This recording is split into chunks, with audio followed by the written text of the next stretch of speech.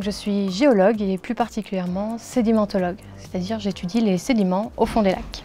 Je voulais faire de la géologie depuis le début, en fait depuis toute petite. Finalement, j'ai fait une rencontre en licence, donc avec un chercheur qui était spécialiste en sédimentologie et plus particulièrement sur les lacs et qui m'a donné envie en fait de poursuivre dans cette discipline-là. C'est pas commun, mais en fait c'est mon papa qui était professeur des sciences de la vie et de la terre, qui faisait des excursions notamment sur la chaîne des Puys, donc dans le Massif central.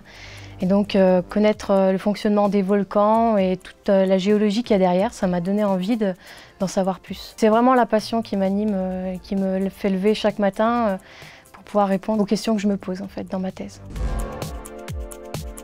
La thèse en 180 secondes, c'est la possibilité de pouvoir partager en fait avec les autres ma recherche. Et c'est vrai qu'on n'a pas beaucoup d'occasions de le faire en recherche. Et finalement, partager avec le grand public, pour moi, c'est extrêmement bénéfique. Et puis ça permet aussi d'évoluer en tant que chercheur.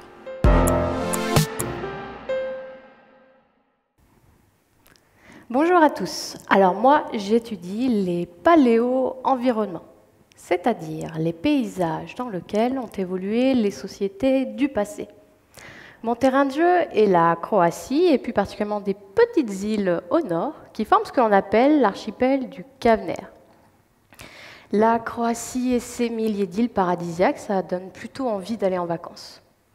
Sur ces îles, les archéologues ont découvert des vestiges assez exceptionnels, notamment le peigne d'un curé. Oui, oui, le peigne.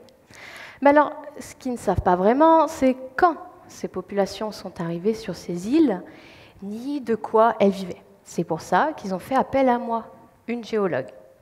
Alors, moi, ce qui m'intéresse, ce sont ni les villes, ni les plages, mais les sédiments. Oui, mais pas n'importe lesquels. Uniquement ceux qui se déposent au cours du temps au fond des lacs. Je n'ai malheureusement pas pu prendre mon maillot de bain et mes lunettes, j'ai plutôt pris mon kawaii et mes bottes, et puis direction la Croatie, pour récupérer environ 6 mètres de sédiments sous une forte tempête.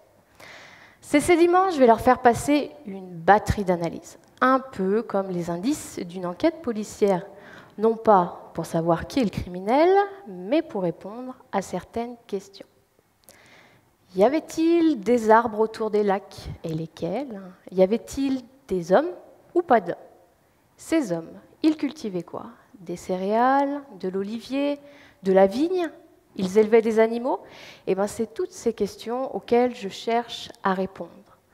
Après une immersion dans des acides et solvants, ces sédiments vont me révéler tous leurs secrets, notamment une multitude de pollen et de charbon que je vais compter et dont leur abondance me permettront de reconstituer l'évolution des paysages.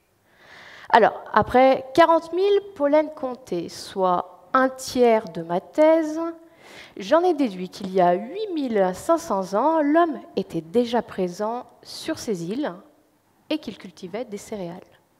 Il y a 3 500 ans, il a commencé à déboiser les forêts de chênes pour se chauffer, pour mettre en culture de grands espaces et élever chèvres et moutons autour des lacs, renforçant au passage son impact sur son environnement. Donc finalement, je vais pouvoir répondre aux géologues et leur apporter des informations, notamment sur l'environnement dans lequel a vécu ce fameux curé et son peigne. J'ai souvent des amis qui me demandent « Mais Marine, pourquoi c'est important de savoir tout ceci ?» Je leur réponds généralement, c'est important de connaître le passé parce que ça va nous permettre de comprendre le présent et d'ainsi prévoir l'avenir. Merci à tous.